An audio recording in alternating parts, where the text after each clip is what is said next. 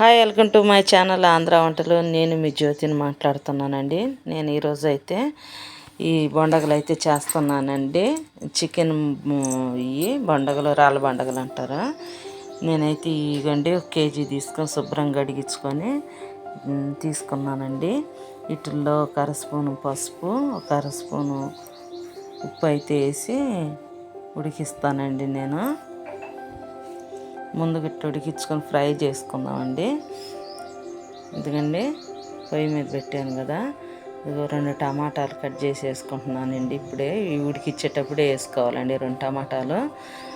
కూరలు కాదు కదండి, ఫ్రై అన్నాను కదా, కొంచెం ఇట్లా టమాటాలు వేసినా కూడా బాగుంటాయని నేనైతే వేస్తున్నానండి. 2 టమాటాలు వేసి 1 పచ్చిమిరపకాయ ఇట్లా వేసి కొంచెం నీళ్ళైతే పోసి ఉడికిద్దామండి. బాగా ఉడకాలి కాబట్టి ఒకసారి తాలింపు వేసుకుంటే ఈ తొందరగా ఉడకవండి, కరకర అనుకుంటే తింటుంటే. ఇట్లా ఉడికిచ్చి చేయండి ఒకసారి, బాగుంటుంది ఇట్లా చేస్తే. నేను ఇట్లానే చేస్తానండి. ఫస్ట్ ఎందుకంటే నీళ్ళు ఎన్ని వచ్చినాయో చూడు, 1 గ్లాసు నీళ్ళు వేసాను కదా, నీళ్ళు చూడండి ఎన్ని వచ్చినాయో. ఈ నీళ్ళన్నీ బాగా ఇనిగిపోవాలండి. అప్పటికి ముక్క బాగా కొంచెం మెత్తబడిద్ది.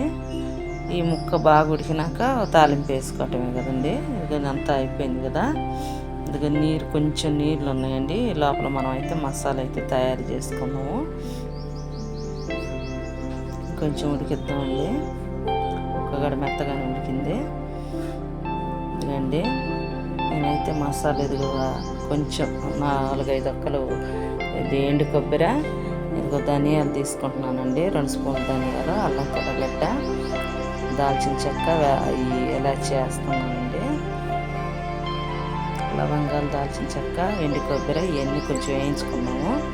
ఈ లోపల గంజి పెట్టి నూనె అయితే పోసుకుందామండి. 2-3 ఆకులు, బిర్యానీ ఆకులు అయితే వేసాను. 2 ఉల్లిగడ్డలు కట్ చేసి వేసుకుంటున్నానండి. ఒట్టి ఉల్లిగడ్డలు ఏం లేకపోయినా కూడా వేసుకోవచ్చు, కానీ అయితే నేనైతే వేస్తున్నానండి. కొంచెం ఒట్టి ఫ్రై కూర అని అన్నాను కదండి, ఫ్రైలోకి కొంచెం పుదీనా వేసుకుంటున్నానండి. ఎక్కువ వేసుకోవటం లేదు నేను, పుదీనా కూడా ఎక్కువ వేసినా కూడా బాగుండదు వీటిల్లోకి, రాళ్ళ బండగల్లోకి. కొంచెం కొత్తిమీర, కొంచెం పుదీనా వేసి పచ్చిమిరపకాయలు వేసి ఎర్రగొచ్చేటట్టు వేయించుకుంటున్నానండి. ఇందాక 1/2 స్పూన్ పసుపే కదండి వేసింది, ఉప్పు కూడా 1/2 స్పూనే కదా. ఇప్పుడైతే నేను సరిపోయేటట్టు 1 స్పూను ఉప్పు, 1/2 స్పూను పసుపు అయితే వేస్తున్నాను.